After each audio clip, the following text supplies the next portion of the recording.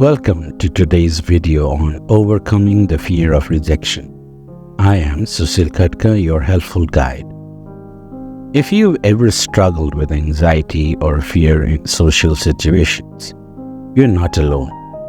Many of us have experienced that intense fear of rejection, especially in unfamiliar settings.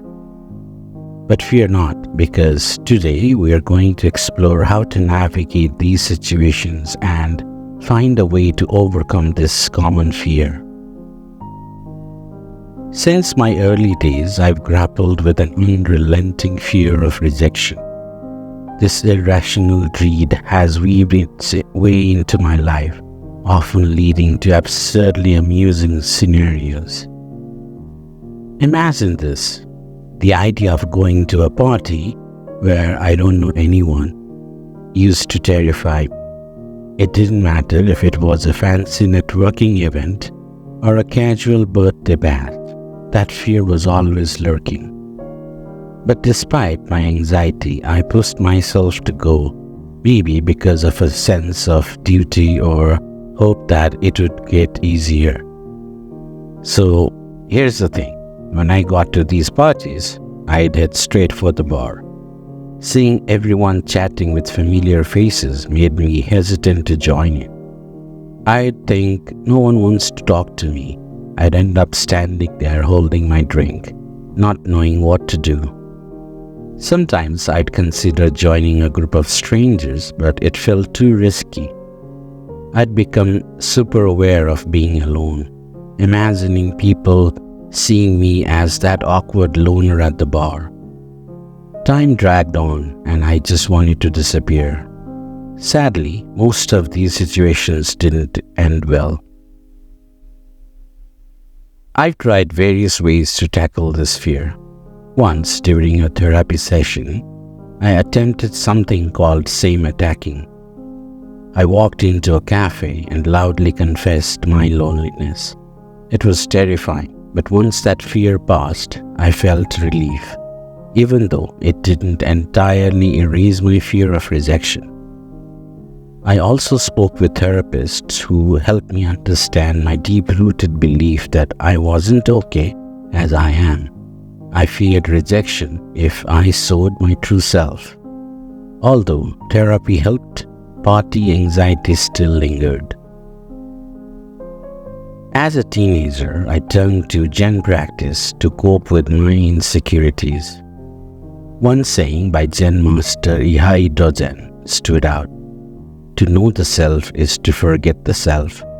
To forget the self is to be actualized by the myriad of things. Essentially, it means fully immersing yourself in the present moment without judgment. Zen often focuses on the breath, letting go of the self. But this practice applies to everyday tasks too. Recently, I got an invite to a professional mixer and it hit me. I can turn these gatherings into practice opportunities. It starts with setting an intention. I'll use this as a practice. Instead of worrying about outcome, like awkward conversations or rejection, I concentrate on the present. Mindful self-acceptance has helped. I acknowledge my fear of rejection, talk to myself kindly, and become an observer of my thoughts without judgment. So, at that mixer, I walked up to a group, introduced myself, and focused on their words, not my fear. I forgot myself, and the connection felt amazing. Sure, old habits resurface later, but Zen isn't a one-time fix. It's an ongoing journey. Zen practice has helped me soften self-judgment and engage authentically. It's a journey, but it brought me closer to embracing my true self, helping me in profound ways to soften the harsh self-judgment that used to plague my thoughts and allowing me to authentically engage with the world around me. Let's delve deeper into this. Number 1. Self-judgment softening. Zen practice encourages a non-judgmental awareness of thoughts and emotions. Through mindfulness and meditation, I learned to observe my self-critical thoughts without getting entangled in them. Instead of constantly berating myself for feeling anxious or fearing rejection, I began to acknowledge these feelings with compassion. This shift from self-condemnation to self-compassion has been crucial in my personal growth. It allowed me to accept my vulnerabilities and imperfections as part of being human, reducing the harshness of self-judgment. Number 2, embracing authenticity. Zen emphasizes the idea of being present in each moment without pretense or masks. As I practiced this in my daily life, I found that I could be more authentic in my interactions with others. Instead of trying to project an image of confidence or approval-seeking behavior, I started to express myself genuinely. This authenticity led to deeper and more meaningful connections with people because they could sense that I was being real and vulnerable. Number 3, a journey of self-discovery.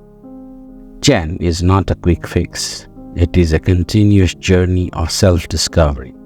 By regularly engaging in mindful practices, I've gradually peeled away the layers of conditioning and fear that had held me back.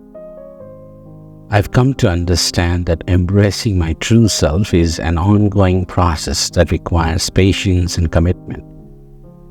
Each day presents an opportunity to learn more about who I am, to release preconceived notions, and to grow as a person. Zen practice has been a transformative journey for me, helping me in profound ways to soften self-judgment and engage authentically. It's a journey, but it brought me closer to embracing my true self. If you found this video helpful or insightful, please consider giving it a thumbs up, sharing it with your friends and family, and subscribing to my channel for more valuable content in personal growth and self-discovery. Your support is greatly appreciated. Join me next time as we continue exploring self-discovery and the human experience.